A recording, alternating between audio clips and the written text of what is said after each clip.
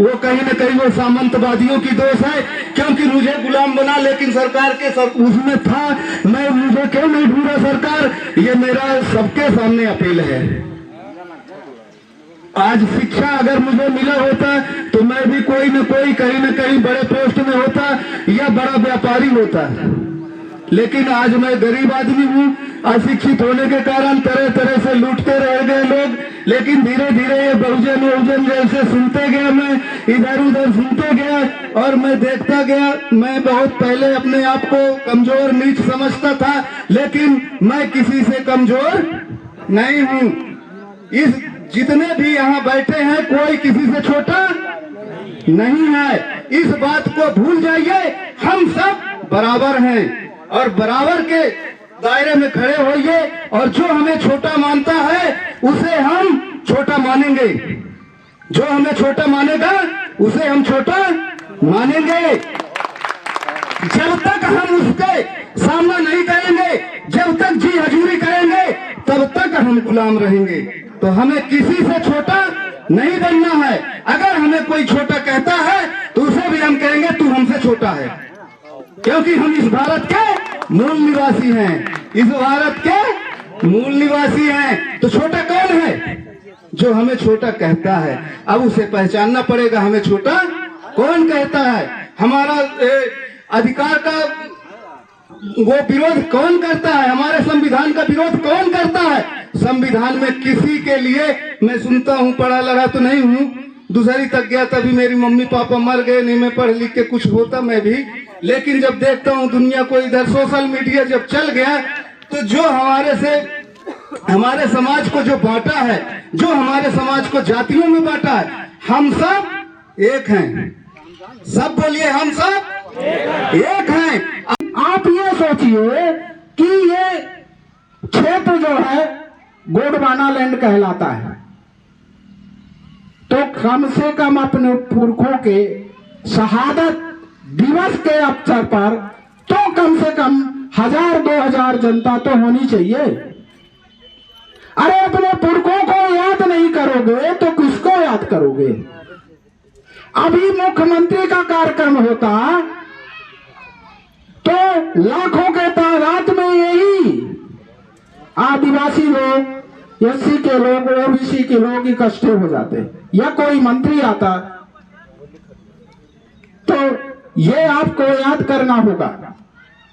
साथियों, जिनकी शहादत के लिए हम यहाँ इकट्ठे हुए हैं, वो कितने साल के थे? 70 साल के थे। और आप बताइए 70 साल के कितने लोग हैं यहाँ उपस्थित? जिन्होंने शहादत दिया वो 70 साल के थे, और यहाँ तो नौजवान लोग उपस्थित नहीं है। तो आप अपने अधिकारों की लड़ाई कैसे लड़ पाओगे? इसलिए आपको अपने अंदर जो भय है, जो शर्म है, उसको त्यागना होगा। तो बाबा साहब ने यही कल्पना किया था कि देश में उनके नाम से लाखों की तादाद में संगठन हो और अपने लोगों को टुकड़े टुकड़े में विभाजित कर दे। इसलिए साथियों, आप लोगों को इकट्ठा होना पड़ेगा और जितने भी संगठन हैं उनको एक मंच में आना पड़ेगा, तभी बाबा साहब की जो सपना था उनका सपना पूरा हो पाएगा और इस देश में बहुजन और मूल निवासी समाज का सत्ता हो पाएगा। अतः आप लोगों को इकट्ठा होना ही पड़ेगा, और अगर आप इकट्ठा नहीं होते हैं, संगठित नहीं होते हैं, तो आपकी सत्ता इस भारत देश में स्थापित नहीं होगी। मैं आप लोगों को इस रघुनाथ शाह और शंकर शाह के शहादत दिवस में जितने भी लोग उपस्थित हुए हैं, मैं उन्हें पुनः हार्दिक वंदन अभिनंदन करता हूँ। आग लगी आकाश में, चींची गिरे अंगार, और ये मूल निवासी संत न होते तो जल जाता संसार। जल जाता संसार। साथियों, लोग राह में मुड़ मुड़ कर देखते क्यों हैं? अगर इतना डरते हैं तो घर से निकलते क्यों हैं? घर से निकलते क्यों हैं?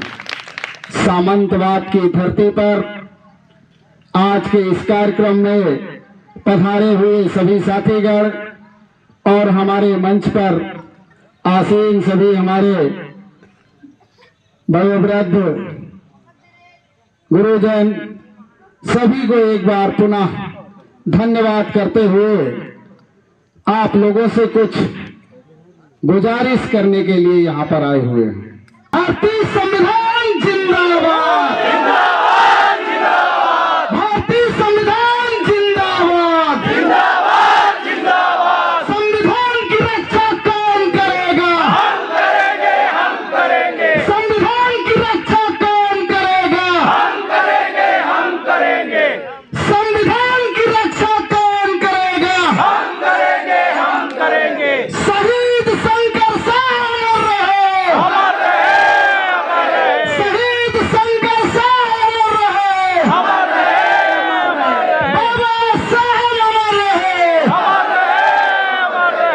साथियों, मेरे ख्याल से आप सभी लोगों के घरों में संविधान होगा और जिन साथियों के घर में संविधान नहीं है वो तत्काल संविधान ढूंढकर अपने पास रखे और उसका वाचन करें।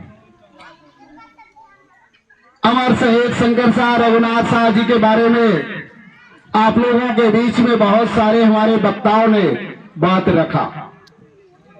हम उस बात को रिपीट नहीं करना चाहते, पर उस कमी को आप लोगों के बीच में प्रस्तुत करना चाहते हैं कि जिस कमी के कारण हमारे राजा जी का बलिदान हुआ।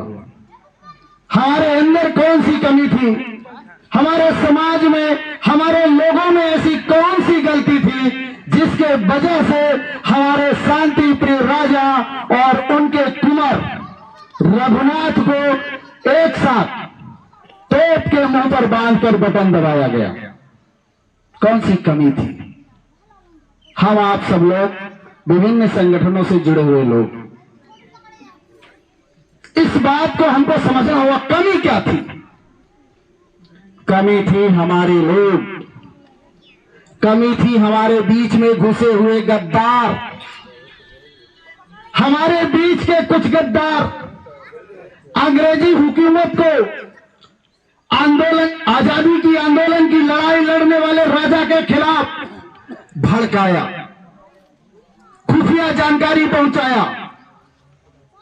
गोंडवाना के थे, गोंडी लिपि में लिखते थे। अंग्रेजी हुकूमत के लोग उस भाषा को नहीं पढ़ पाते थे, लेकिन उस भाषा को पढ़ाने और बताने वाले लोग कौन है? हमारे ही बीच के चंद गद्दार लोगों ने उस भाषा को पढ़ा और अंग्रेजों को समझाया। उनके ऐसे गलती के वजह से, उनके इस तरह के गलती के वजह से, उनके इस तरह के कमी के वजह से हमारे राजा को अंग्रेजी हुकूमत ने पकड़ा और पकड़ने के बाद उनको अपनी बात रखने का मौका नहीं दिया। 3 दिन में उनको तोप के मुंह पर बांधकर उड़ा दिया। तो इस तरह से हमारे बीच में भी बहुत से लोग ऐसे हैं जो हमारे आपके कमियों को और हमारे आपकी तैयारियों को उधर बताते हैं। आप लोग उधर प्रोग्राम रखे हैं, उधर कुछ लोग होंगे, उनसे सावधान रहना है, उनसे जागरूक रहना है। मुझे ज्यादातर संविधान प्रबोधक के रूप में परिभाषित किया जाता है, तो मैं आप लोगों के बीच में 10 मिनट में संविधान की कुछ विशेष बातें करना चाहूंगा। हम आप लोग संविधान को मानने, जानने और प्रचार करने वाले लोग हैं। संविधान को लागू हुए कितने दिन हो गए? लगभग 73 साल। लगभग 73 साल संविधान को लागू हुए हो गए और 73 साल पश्चात 90% 80% लोग संविधान के बारे में नहीं जानते कि संविधान में क्या लिखा है। भारत का संविधान एक छोटी सी पुस्तिका मेरे पास है, इसमें पूरे आर्टिकल्स हैं, लेकिन जो भारत के संविधान में इस देश के लोगों के लिए लिखा हुआ है उसको सबको जानकारी होना चाहिए कि नहीं होना चाहिए। तो जो लोग जिम्मेदार हैं, जो इस देश को चलाने वाले लोग हैं, जो सत्ता में बैठे हुक्मरान लोग हैं, उन लोगों को संविधान का प्रचार करना चाहिए कि नहीं करना चाहिए। लेकिन वो नहीं कर रहे हैं। क्यों नहीं कर रहे हैं? वो इसलिए नहीं कर रहे हैं कि संविधान एक क्रांतिकारी दस्तावेज है। कैसे? कुछ शब्द मैं आप लोगों के बीच में प्रस्तुत करूंगा। संविधान एक क्रांतिकारी दस्तावेज है। उस दस्तावेज के बारे में, उसमें लिखे हुए भाषा के बारे में लोगों को नहीं बताना चाहते। जिस दिन आप लोग संविधान को समझ जाओगे उस दिन आपके अंदर क्रांति अपने आप पैदा होगी, अपने आप क्रांतिकारी हो जाओगे। ये मुट्ठी भर सामंत लोग आपका बाल बांका नहीं कर पाएंगे। बाबा साहब भीमराव अंबेडकर को याद करो। आप कितना बड़ा विद्वान था बाबा साहब भीमराव अंबेडकर। उस समय कितने लोग थे संविधान सभा में? तो आप लोग बाबा साहब भीमराव अंबेडकर का नाम सुने होंगे और उनका हमेशा हम लोग जय भीम का नारा भी लगाते हैं। तो बाबा साहब भीमराव अंबेडकर को जानना और अंबेडकर को जीना अलग अलग लाइन है। बाबा साहब को जीना मतलब ज्ञानवान होकर निर्भीक तरीके से जीना। बाबा साहब अकेले संविधान सभा में ऐसे महान पुरुष थे जो 289 लोगों में से एक थे।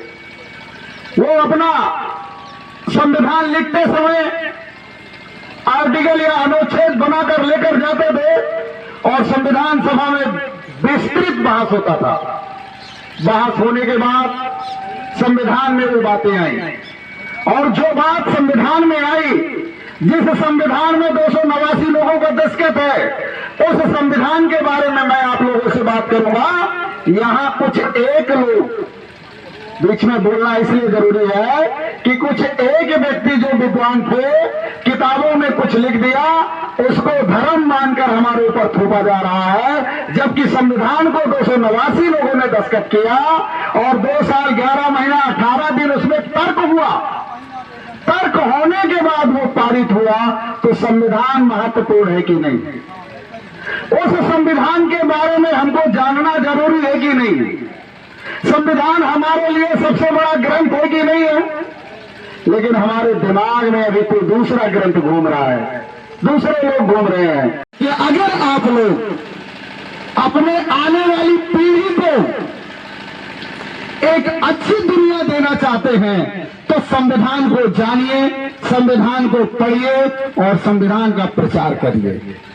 हमारे आंदोलन के माध्यम से संविधान प्रबोधक तैयार किया जाता है। जिन साथियों को संविधान वाचक बनना है, जैसे दुश्मन बहुत ज्यादा आपका क्या करता है, कथावाचक तैयार कर रहा है, गाँव कथावाचक तैयार कर रहा है, अपना पैसा लगा के कथा करवा रहा है। उन कथाओं में हमारे समाज के गुलामी और अपमान के अलावा कुछ नहीं है।